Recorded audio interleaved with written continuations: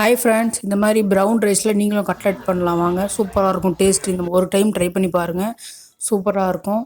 முதல்ல மிக்சியில் வந்து ப்ரௌன் ரைஸை அரைச்சி எடுத்துக்கிட்டேன், வேக வச்ச அரிசியை அடுத்த நாள் காலையில்.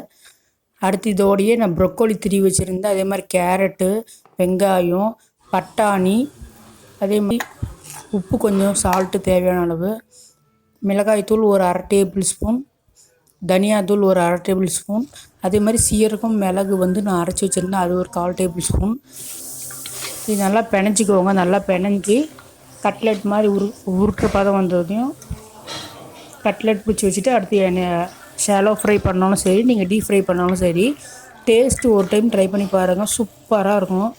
நீங்களும் இந்த மாதிரி ப்ரௌன் ரைஸ் மீந்துச்சுனாலும் ஒயிட் ரைஸ் மீந்தாலும் உங்கள்கிட்ட எந்த அந்த டைமில் என்ன வெஜிடபிள்ஸ் இருக்கோ நீங்கள் அந்த மாதிரி யூஸ் பண்ணி கட்லெட் இந்த மாதிரி கட்லெட் பண்ணிக்கலாம்.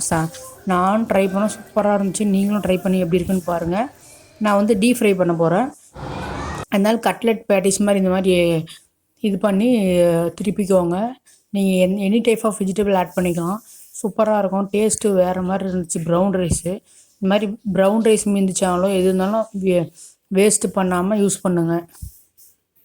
ஒரு டைம் ட்ரை பண்ணி பாருங்கள், சூப்பராக இருக்கும் டேஸ்ட். தேங்க்யூ.